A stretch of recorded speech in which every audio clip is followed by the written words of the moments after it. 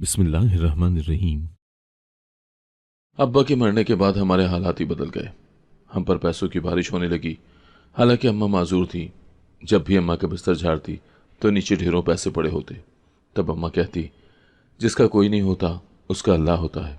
एक दिन अम्मा का चेकअप करवाने खाला उन्हें अस्पताल ले गई तो अम्मा का बिस्तर खाली देखकर मैं वहां सो गई।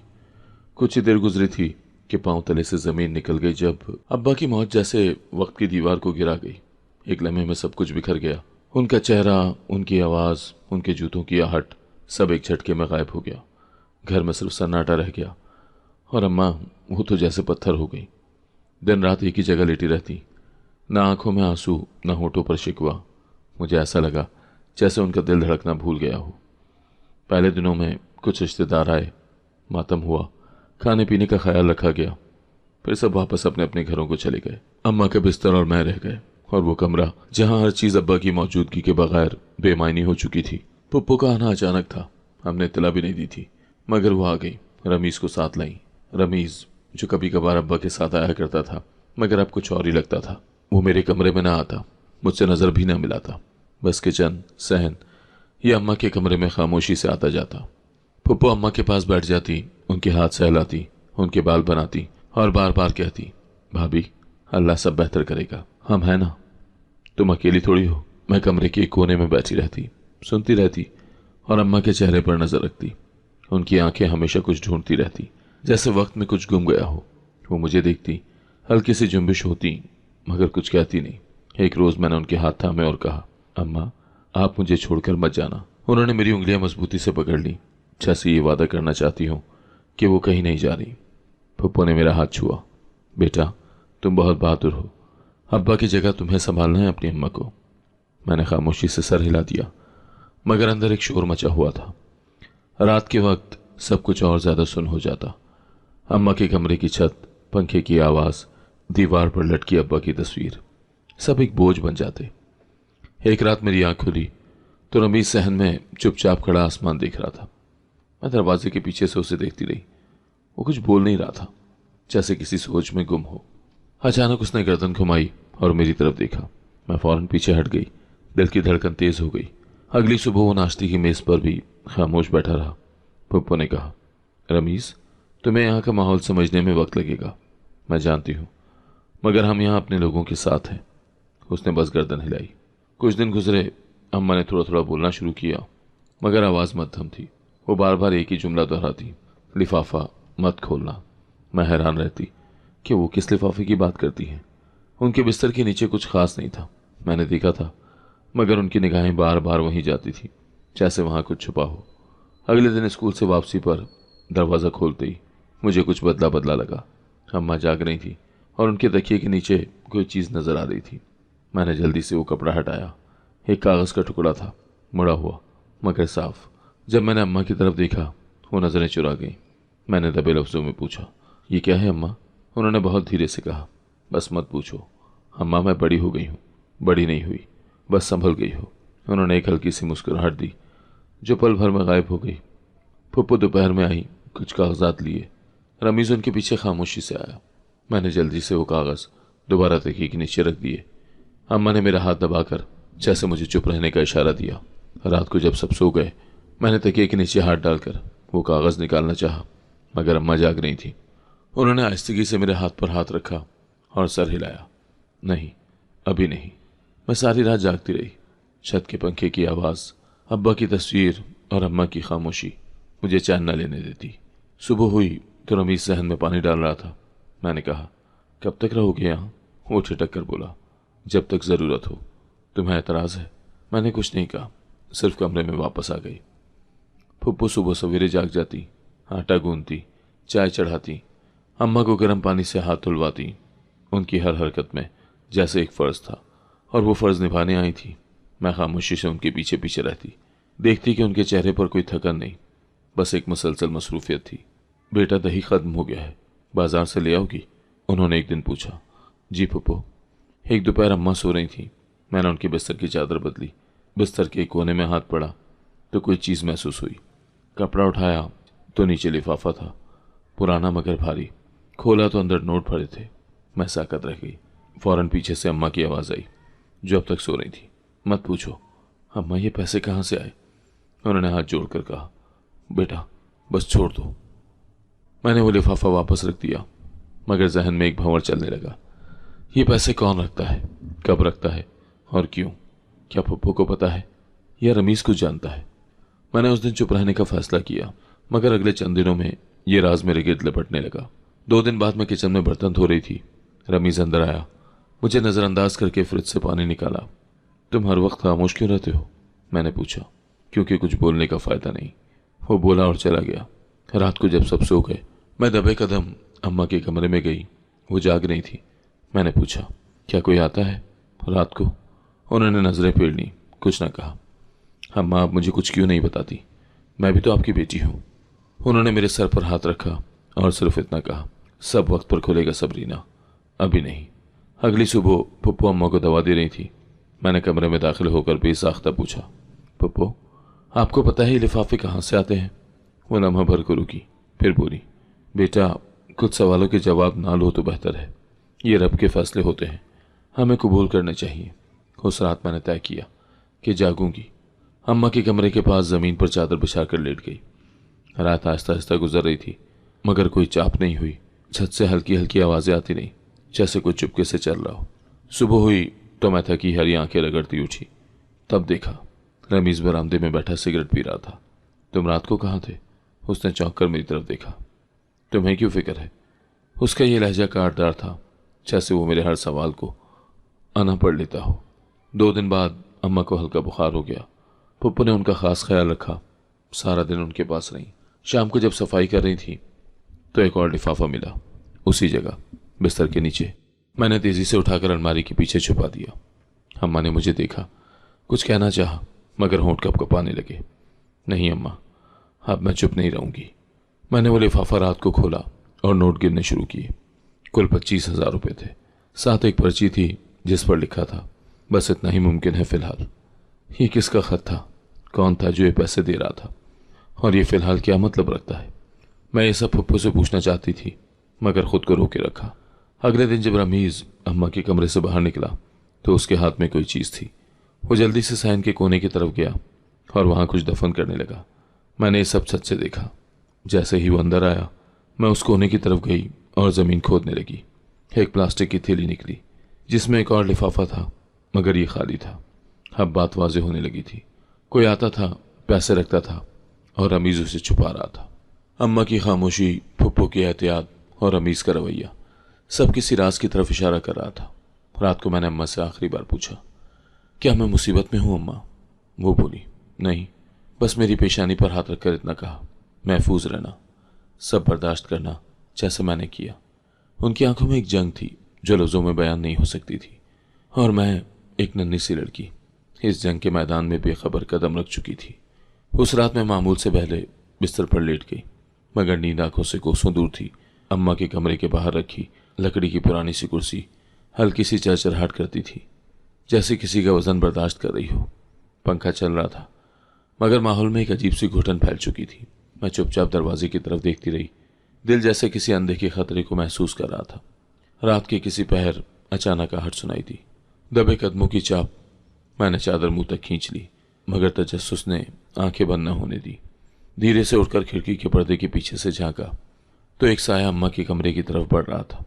वो लंबा और सादा वजूद आहिस्ता आहिस्ता चलता हुआ दरवाजे के सामने रुका, फिर झुककर जैसे कुछ रखा और बगैर आवाज़ किए वापस लौट गया।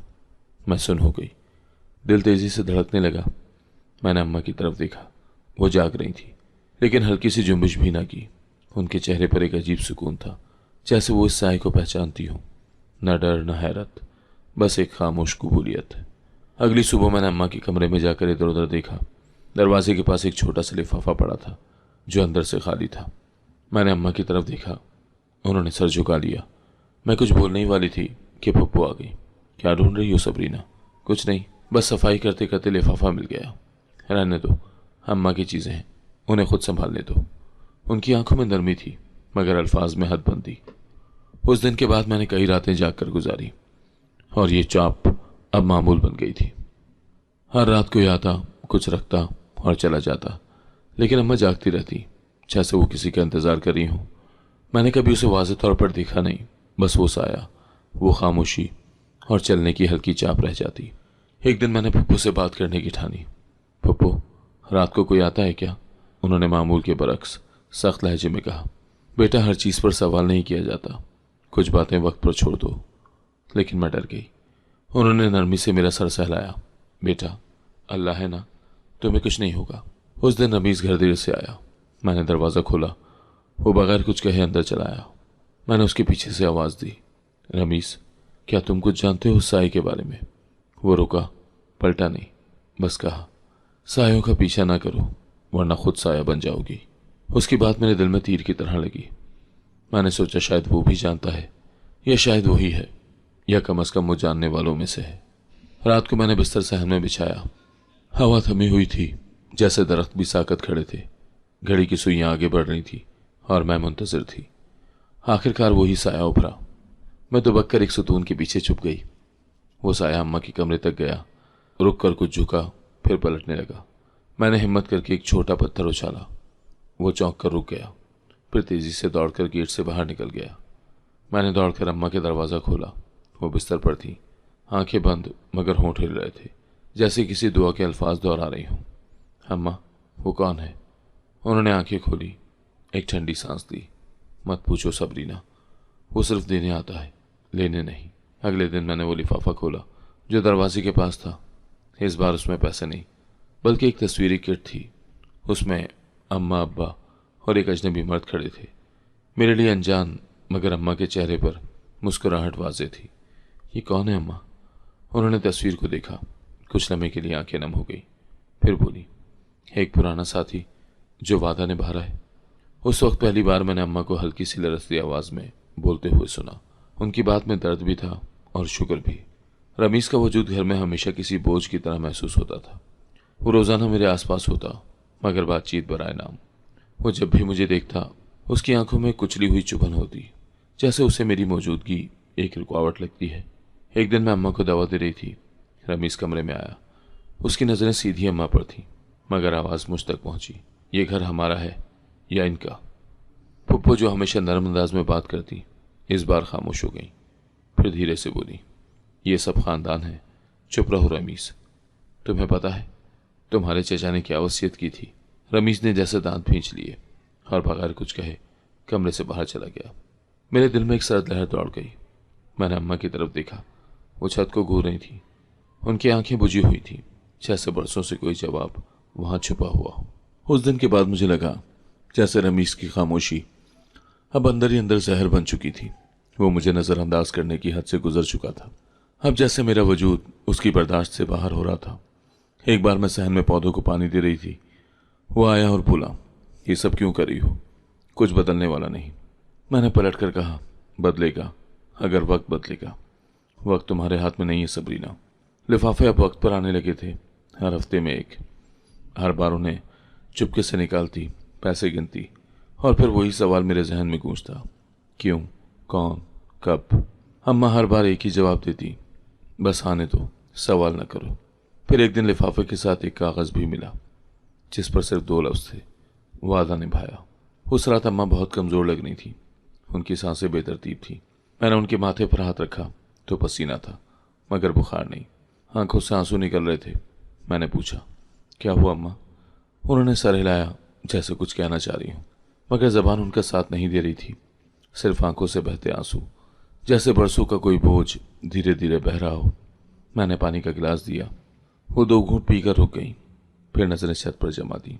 सुबह रमीज़ बदले हुए अंदाज में मिला, ना सलाम ना हालचाल, नाश्ते किए बगैर ही चला गया। पप्पो बोली, आजकल कुछ उलझा हुआ है, शहर में काम ढूंढ रहा है, शायद परेशान है। मैंने कहा, काम के साथ साथ रवैया भी ढूंढ ले, कहीं वो भी खो चुका है। पप्पो ने सुनकर कुछ न कहा, लेकिन मैंने उनकी आंखों में एक लम्हे को कोई पुरानी थकन देखी, जैसे वो ये सब जानती हूँ, मगर खामोश रहने की आदत उन्हें विरासत में मिली हो। उसी शाम अम्मा की तबीयत मजीद ख़राब हो गई। मैं उनके साथ बैठी थी जब उन्होंने एक अजीब सी बात कही, अगर वो कल ना आया तो समझना वादा टूट गया। कौन कौन नहीं आएगा अम्मा? उन्होंने आंखें मूंद ली, जैसे सवाल सुनने की ताब बाकी न रही हो। मैंने उनके बालों में हाथ फेरा। दिल में एक खौफ बैठ गया। अम्मा की हालत दिन ब दिन कमज़ोर होती जा रही थी। वो ज़्यादातर बिस्तर पर लेटी रहती। अगर कुछ कहना भी चाहती तो ज़बान जैसे साथ छोड़ चुकी थी। वो हाथ के इशारों से कुछ समझाने की कोशिश करती, उंगलियों से कोई नक्श खींचती, जैसे हवा में कोई पुराना मंजर बना रही हो। मैं उनकी नज़रों का ताक़ुब करती, मगर कुछ समझ ना आता। पप्पू अम्मा की देखभाल में मसरूफ़ रहती। सुबह उनके लिए दलिया बनाती, दोपहर को गर्म दूध देती और शाम को तस्बीह लेकर उनके साथ बैठ जाती। उनका अंदाज इतना सब्र वाला था कि बज़ाहिर सब कुछ आम लगता, मगर मेरे दिल में रोज़ एक नया सवाल जन्म लेता। रमीज़ अब घर में कमी नजर आता। कभी कहता काम है, कभी चुपचाप बाहर निकल जाता, कभी वापसी पर हाथ में कुछ लिफाफे होते जो जल्दी से किसी कोने में रख देता। मैंने कई बार उसके फ्रिज में कुछ नया देखा, महंगे मशरूबात, चॉकलेट्स या सिगरेट की नई डब्बियाँ। सब कुछ इशारा दे रहा था कि वो किसी और दुनिया से जुड़ चुका है। एक दिन मैं अम्मा की चादर बदल रही थी। बिस्तर के नीचे एक भारी लिफाफा महसूस हुआ।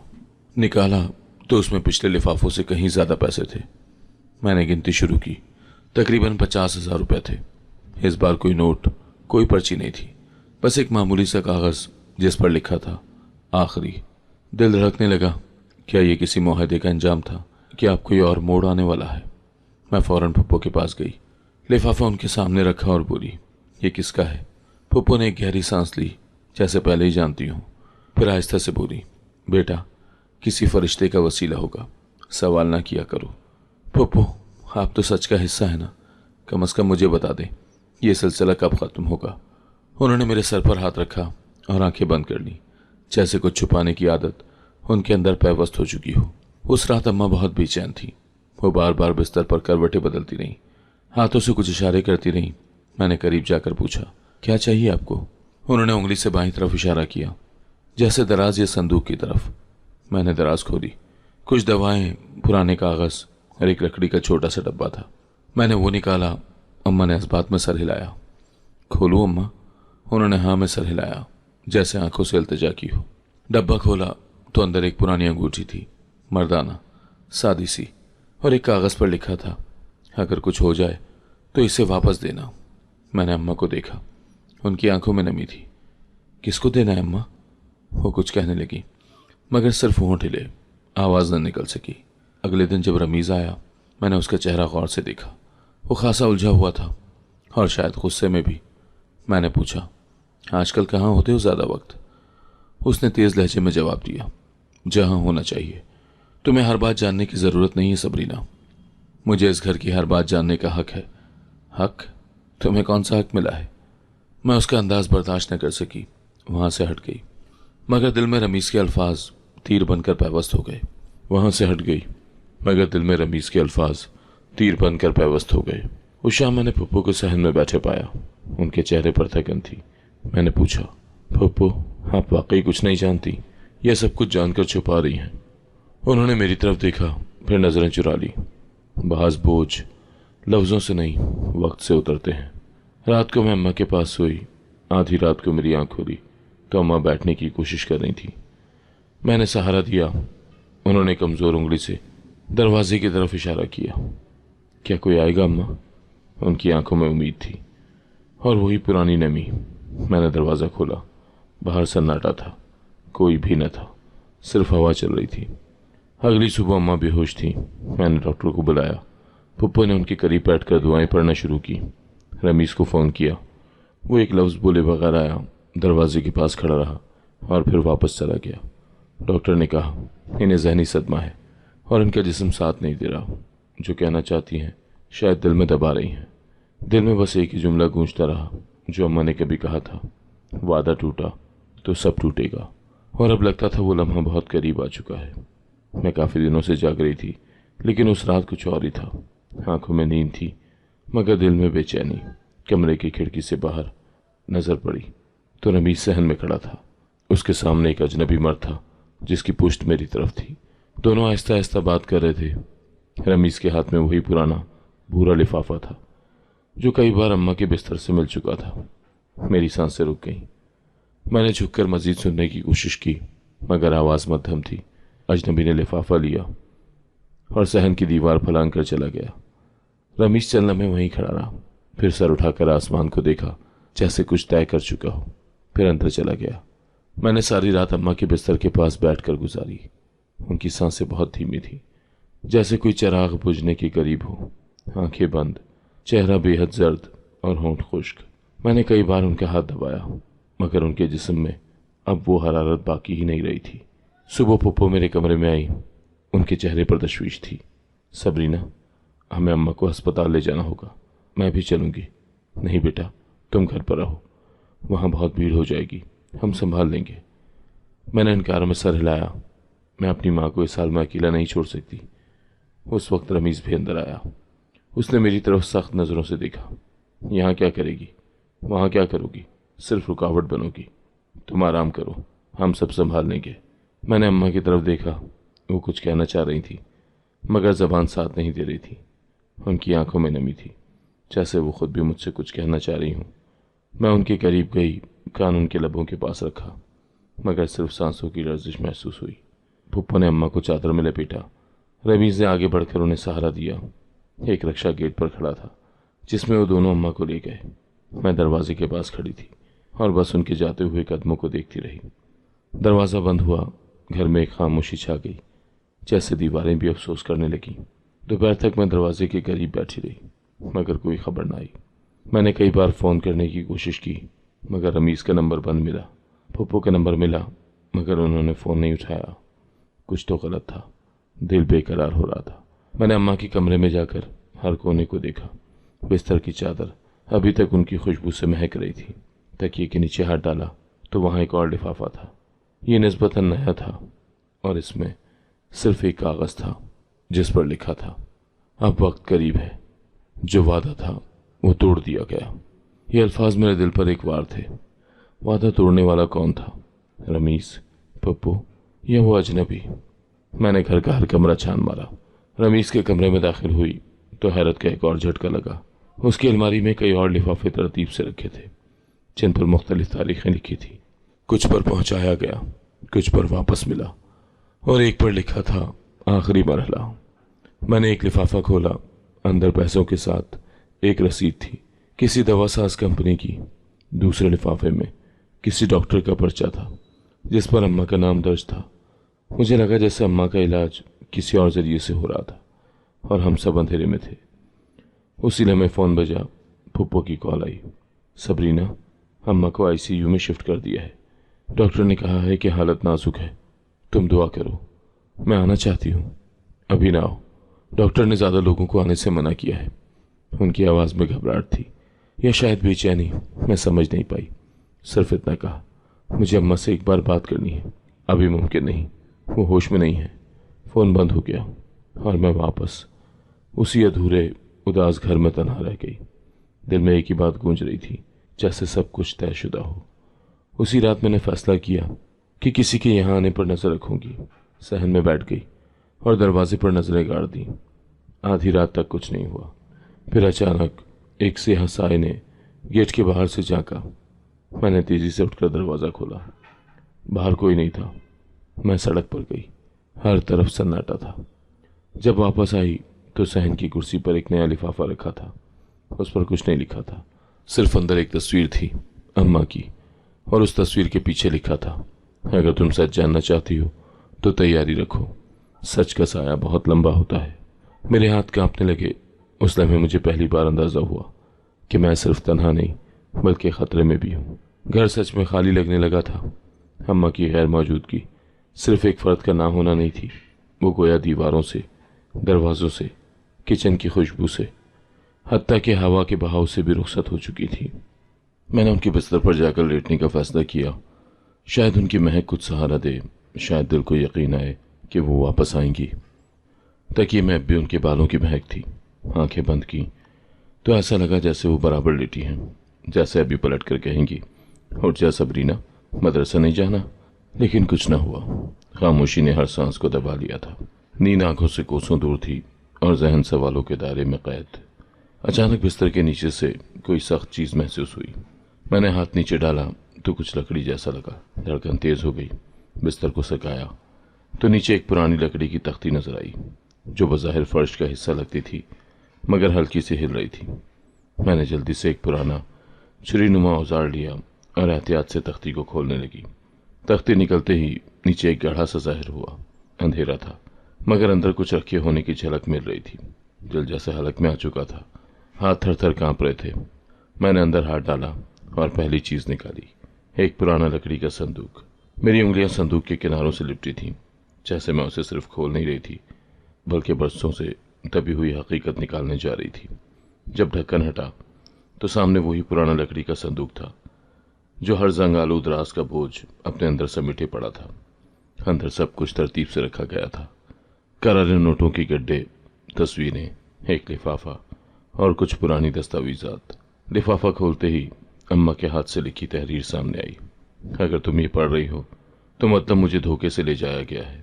ये सब वही लोग हैं जिन पर तुमने भरोसा किया। तुम्हारी फुप्पो सब जानती हैं और रमीस वो साजिश का हिस्सा है। मैंने बहुत छुपाया, सिर्फ तुम्हें बचाने के लिए, लेकिन अब वक्त आ गया है कि तुम सच के सामने खड़ी हो जाओ। मैं साकत रह गई। एक सर्द लहर रीढ़ की हड्डी से गुजरी। मेरी आंखें उन अल्फाज पर जमी रही, लेकिन दिमाग तेजी से माजी के सारे लम्हात जोड़ने लगा। फुप्पो की नरमी, रमीज की खामोशी, लिफाफे, साए और वो अजनबी शख्स, सब एक तस्वीर की तरह साफ होने लगा। मैंने तस्वीरें निकाली। एक में अम्मा किसी अस्पताल के कमरे में थी और उनके पास रमीज खड़ा था, मगर उसके चेहरे पर कोई परेशानी न थी, सिर्फ एक अजीब सी तमानियत। एक और तस्वीर में वही नसीम था, फुप्पो के साथ। ये सब कुछ मैं अभी भी समझने में ही लगी थी कि दरवाजे पर किसी की आहट हुई। कदमों की चाप इतनी हल्की थी कि जैसे कोई जानबूझकर दबे कदमों चल रहा हो। मेरा दिल धक धक करने लगा।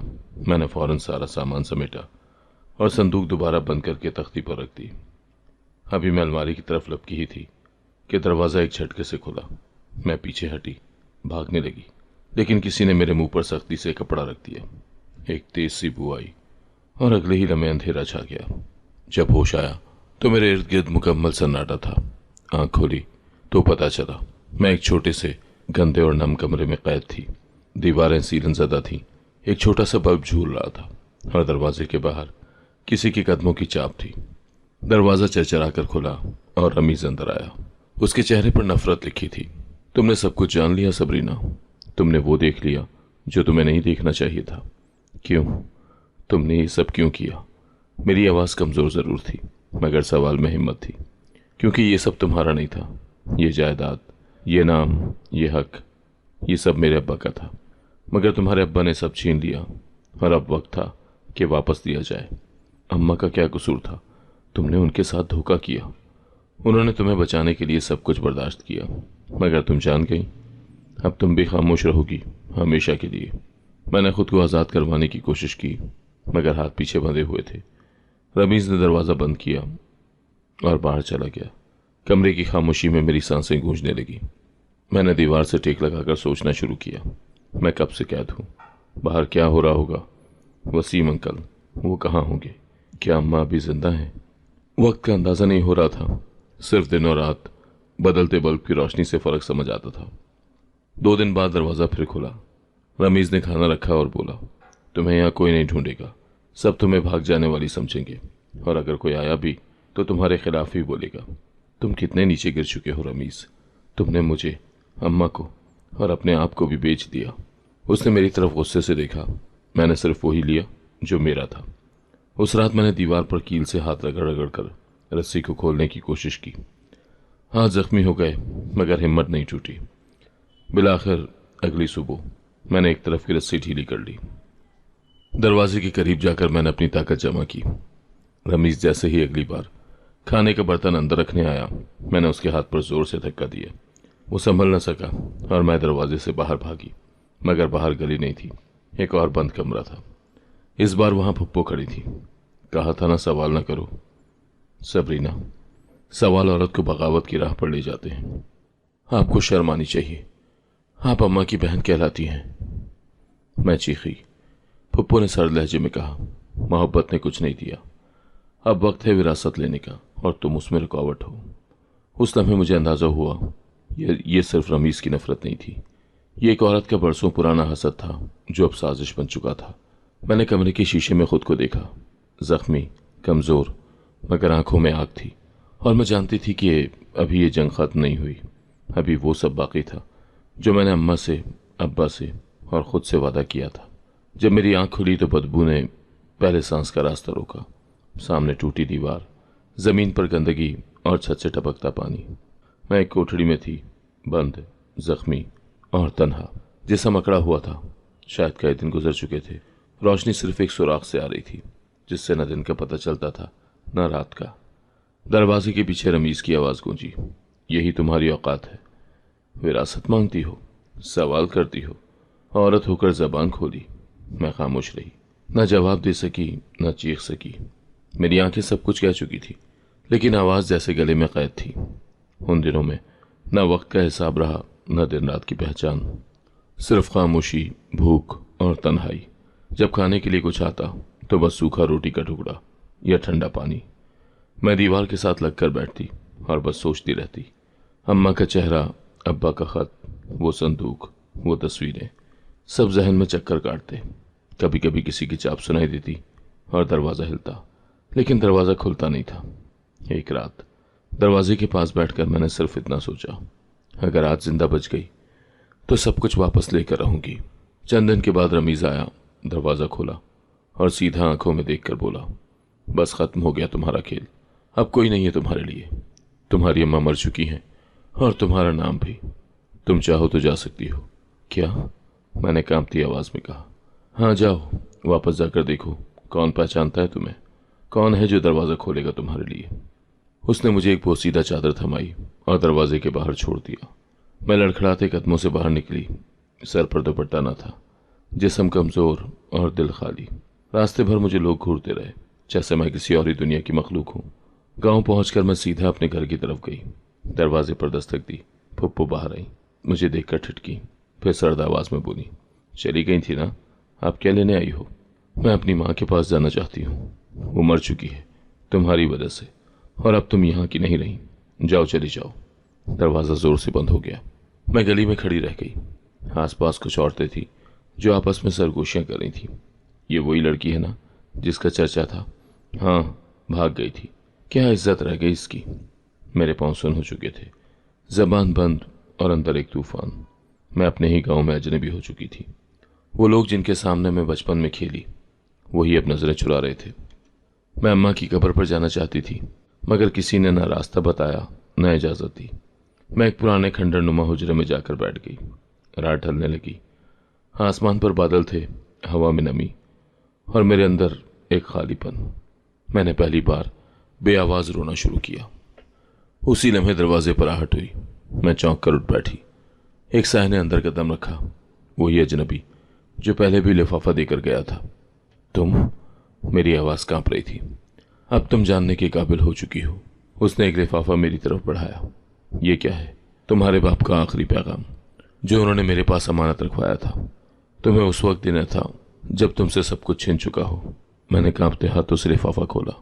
अंदर एक खत था, अब्बा का आखिरी खत। सबरीना, अगर तुम ये पढ़ रही हो तो जान लो, तुमने सब कुछ खोकर हकीकत पाली है। तुम मेरी असल वारिस हो। जायदाद, नाम और वकार सब तुम्हारा हक है। अगर तुम्हारी माँ ने सच छुपाया, वो सिर्फ तुम्हें बचाना चाहती थी। रमीज और नसीम ने हमारे खानदान को तोड़ने की कोशिश की, मगर अब तुम्हारे हाथ में सब कुछ है। वसीयत, जमीन के कागजात और सच, सब उस अजनबी के पास हैं जो मेरा साथी है। अब कदम उठाओ और वापस लो जो तुम्हारा है। मैंने खत को चूम कर सीने से लगा लिया। आंखों से आंसू बहने लगे, लेकिन अब उन आंसुओं में कमजोरी नहीं थी, सिर्फ एक किस्म की पाकीज़ा शिद्दत थी। अब क्या करना है? मैंने अजनबी से पूछा। कल सुबह तुम मेरे साथ शहर चलोगी, वकील सब देख लेगा। तुम्हारे पास सब सबूत है, वसीयत है और सबसे बढ़कर हिम्मत है। मैंने आसमान की तरफ देखा, जैसे अम्मा को सुनाना चाहती थी। अम्मा, आपकी सब्र की चुप अब मेरी जंग की आवाज़ बनेगी। और उसी लम्हे मुझे लगा शायद रात पहली बार मेरी थी। वसीम अंकल के साथ मैं शहर पहुंची, जहां उन्होंने मुझे एक पुराने दफ्तर के सामने रोका। दरवाजे पर advocate Imran Khan, property and female rights specialist का बोर्ड झूल रहा था। दिल में हल्की सी हिचकिचाहट थी, मगर अंदर वही पुरानी आग दहक रही थी जो अब्बा का खत पढ़कर जागी थी। हम अंदर दाखिल हुए तो एक खामोश सा माहौल था। इस्तकबालिया पर बैठी लड़की ने कहा, बैठे, सर अभी आ रहे हैं। चंद लम्हों के बाद एक दरमियानी उम्र के नफीस लिबास में वकील कमरे से बाहर निकले। वसीम अंकल ने उठकर सलाम किया। सर, ये सबरीना है, शफीक साहब की बेटी। वकील ने एकदम संजीदा लहजा इख्तियार किया। शफीक साहब? आपका मतलब वही जिनके जायदाद के इंतकाल का केस चल रहा है? जी, और आज वो अपनी असल वारिस के साथ हैं। मैंने खामोशी से लिफाफा आगे बढ़ाया। वकील ने एक एक कागज को गौर से पढ़ा।